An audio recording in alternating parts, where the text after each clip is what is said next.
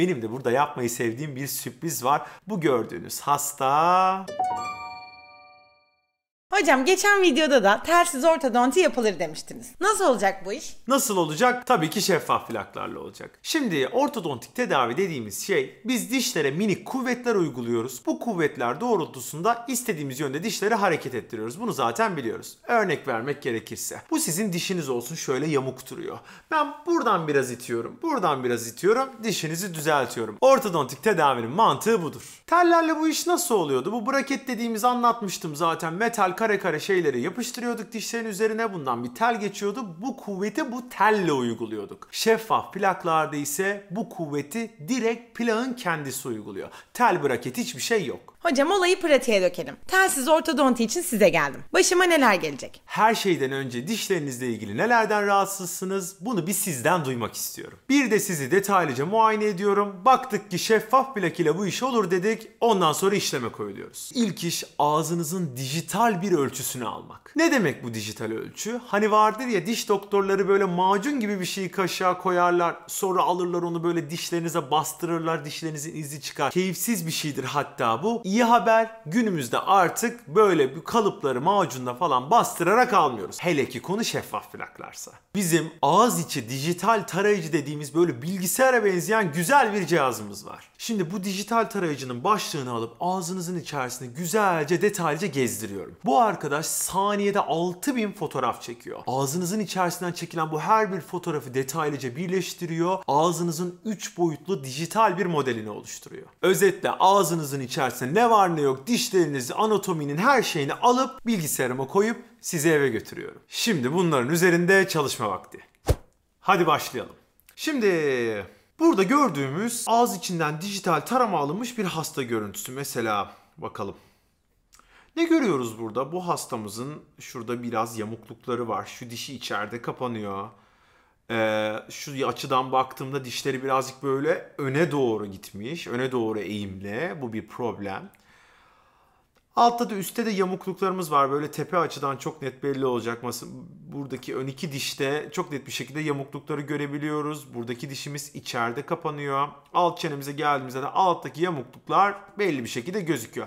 Şimdi benim kafamda bu sorunlar var. Artık belli. Benim yapacağım şey, bundan sonra bu dişleri normalde ben tellerle nasıl düzeltmeyi planlıyorsam aynını bilgisayar ortamında dijital olarak tasarlamak. Bu dişi çıkaracağız, buradaki yamuklukları düzelteceğiz, yapacağımız işlemleri tek tek halledeceğiz. Şimdi işin en güzel yanı, bu işlemlerin hepsini ben dijital ortamda yaptığım için daha siz tedaviye başlamadan dişlerinizin nasıl düzeleceğini tek tek görebiliyorsunuz. Örneğin bu hasta için ne olmuş? Başlangıçta böyleymişiz, bittiğinde böyle olacak demişiz. Bilgisayar ortamında normalde tellerle yapmayı planladığımız her şeyi tek tek tasarladık. Yani dijital bir tedavi planı yaptık. Yaptığımız tedavi planına göre sizin ağzınıza özel plaklar üretilecek ve bu plaklar Amerika'dan kargo olarak size gelecek. Normalde tellerle nasıl oluyordu? Doktorumuz ayda bir telleri sıkıyordu, geriyordu, yeni tel takıyordu, tedavi bu şekilde ilerliyordu. Burada da olay, bir plağımız yok, bir plak serimiz var. Her bir plağı belirli bir süre takıp ötekine geçiyoruz. Burada 1 haftalık, 10 günlük, 2 haftalık değişim süreleri olabiliyor. Doktorunuzun size göre fikri değişebilir.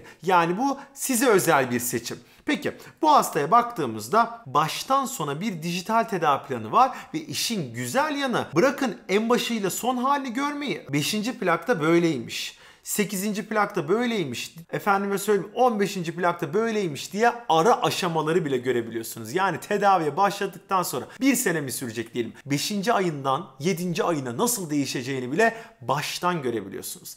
Şimdi gelelim bana herkesin sorduğu soruya. Ya Deniz hocam, bu teller tamam sağlam, güçlü, metal, kuvvetli şeyler. Bunlar benim dişlerimi düzeltir. Ama bu plaklarla da gerçekten dişlerin düzelebilecek mi? Gerçekten de bu hastanın tedavisinde dişlerimiz bu hale gelebilmiş mi diye bana sorarlar. Benim de burada yapmayı sevdiğim bir sürpriz var. Bu gördüğünüz hasta benim kendi dişlerim. Ben hiç dişleri takmadım. Ben de kendi tedavimi tamamen şeffaf plaklarla ilerlettim. Bunlar benim dişlerimdi. Şu dişim içeride kapanıyordu. Böyle yamukluklarım vardı. Fotoğraflarıma bakalım. Şu açıdan çok güzel belli oluyor. Mesela burada görüyorsunuz çok net bir şekilde fotoğraflarımla dijital taramamda zaten sorunlar belli.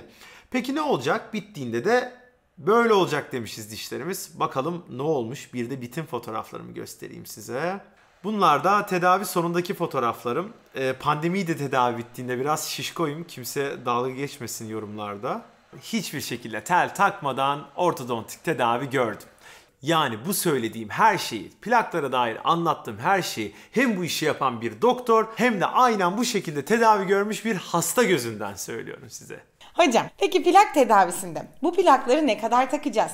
Teldeki gibi aylık kontrolleri olacak mı? Diş telleri takıldıktan itibaren ağzınızda tüm gün duruyorlar. Eğer plakların da aynı şekilde etkimesini istiyorsak bunları da neredeyse tüm gün takmamız gerekiyor. Bu yüzden plakları günde en az 20-22 saat ağzımızda tutacağız, uykuda dahil haliyle. Sadece yemek yerken ve diş fırçalarken plaklarımızı çıkarıyoruz. Hatta benim hastalarım iyi bilir, hepsine şunu demişimdir, hatırlayacaklardır. 19 saati bile saymam, en az 20 saati görmek istiyorum saatimizde. O yüzden şu an benim hastalarımdan bu videoyu izleyenler, ağzınızda değilse plaklarınız, hepinizi kontrollerde sorguya çekeceğim, hazır olun.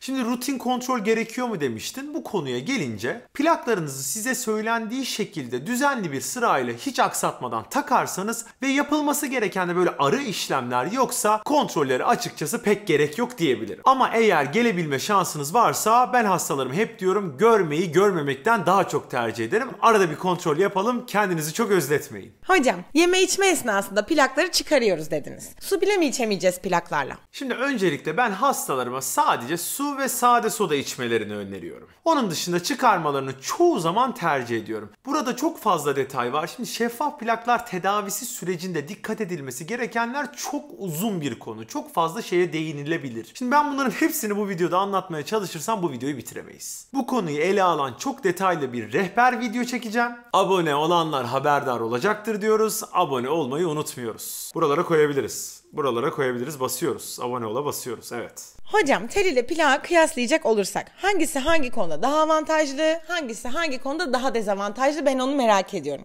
Mesela her hasta tel olmadan plakla düzeltilebilir mi? Öncelikle bu süper bir soru bence. Çok güzel özetleyeceğiz bu soru sayesinde konuyu.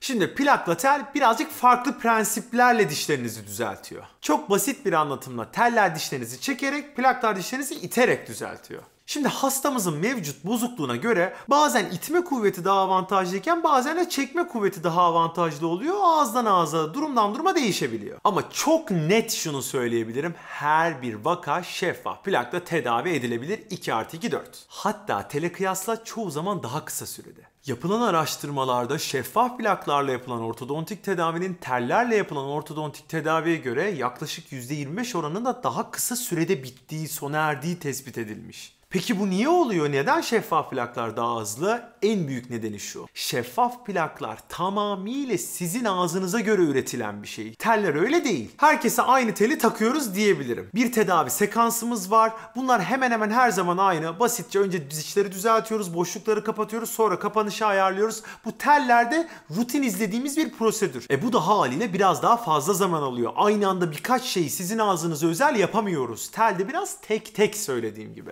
Ama plakta bu durum böyle değil. Plaklar tamamıyla sizin ağzınıza özel üretilen bir şey ve diş hareket planlaması tamamen sizin ağzınıza özel olarak tasarlanıyor. Şöyle diyeyim basitçe mesela, ben telde öndeki yamukluğunuzu düzeltirken arkadaki boşluğunuzu kapatamam. Ama plakta istesem bunu yaparım. Aynı anda ikisini yapabilirim. Bu da neye sebep oluyor? Haliyle tedavi süresinin kısalmasına sebep oluyor. Şeffaf plaklar tamamen sizin vücut ölçülerinize özel olarak tasarlanmış, terzi tarafından dikilen bir elbise. Ama diş telleriyle yaptığımız tedavi ise sizin kendinize uygun bedeni reyonlarda deneyerek, çıkararak, değiştirerek bulduğunuz bir elbise. Hal böyle olunca da tam bedeninize göre olan şeyi bulmanız size özel dikilen şeyden biraz daha uzun sürüyor haliyle. Şeffaf plakların en büyük avantajlarından biri de dışarıdan tellere kıyasla neredeyse hiç gözükmemeleri. Bu konuda konuşulacak çok bir şey yok. Bu diş tellerinin ağızda görüntüsü, bu da şeffaf plakların ağızda görüntüsü herhalde yeterince açık. Benim çok sevdiğim, zamanında gençliğinde tel takmış, şimdi de benim kızını şeffaf plaklarla tedavi ettiğim bir hastam var. Hastam Naz'ın babası bana şöyle söylemişti. Her şeyden önce bu şeffaf plak tedavisi tel tedavisine göre çok medeni bir tedavi. Bu sözün altına imzamı atıyorum, süper bir tespit.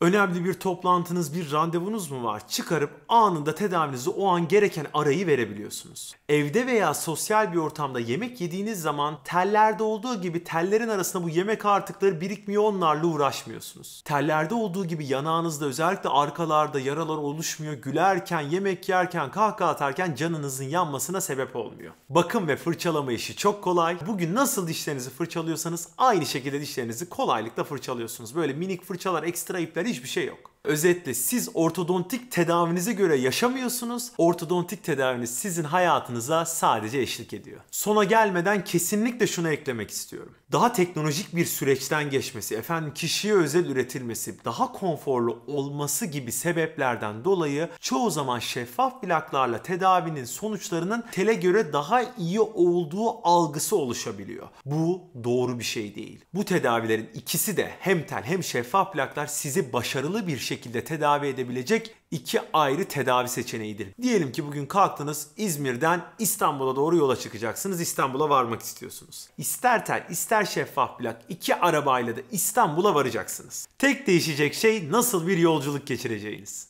Hayat boyu gülümsemenizi değiştirecek bu keyifli seyahate çıkacak herkese şimdiden iyi yolculuklar diliyorum. Hoşça kalın.